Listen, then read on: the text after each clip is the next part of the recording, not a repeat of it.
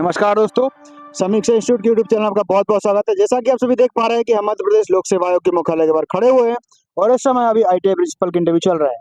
तो हम आप सबकी मदद के लिए एक साथ जुड़ चुके हैं हमारे साथ जो अभी इंटरव्यू देके आए। सर आपका बहुत-बहुत धन्यवाद अपना कीमती समय देने के लिए। Thank you sir.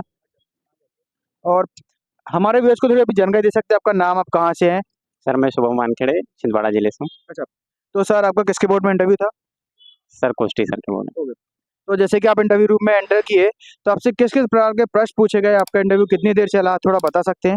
इंटरव्यू वही 10 से 12 मिनट चल रहा है और इसमें मेनली आप गृह जिले से पूछ रहे हैं, आपकी जॉब से और आपके कॉलेज से अगर कुछ है और आपका सब्जेक्ट से, बस इतना ही चल रहा है। और कुछ आप जैसे आपकी कुछ हॉबी है तो उससे।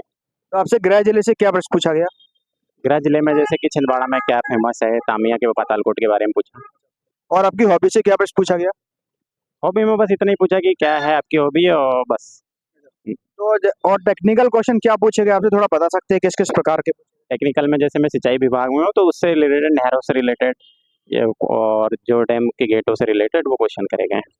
और उसके अलावा कोई आपकी ग्रेजुएशन से बीटेक, एमटेक से क्या प्रश्न पूछे गए? ग्रेजुएशन से रिलेटेड कुछ जैसे पावर प्लांट के क्वेश्चन किए गए हैं और थर्मोडायनेमिक्स के क्वेश्चन किए गए हैं और कुछ क्वेश्चन अपने मेनली पावर प्लांट ही और बस। और आपकी ब्रांच से कोई ऐसा स्पेसिफिक क्वेश्चन आपकी वैसे ब्रांच क्या थी? मेरी ब्रांच मैकेनिकल थी पर कुछ मेरे से सिविल के भी क्वेश्चन किए गए हैं। तो मैकेनिकल से क्या क्वेश्चन थे और सिविल के क्वेश्चन थोड़ी बता सकते हैं ध्यान करके? क्वेश्चन अभी मेरे को याद नहीं आ रहा है थोड़ा।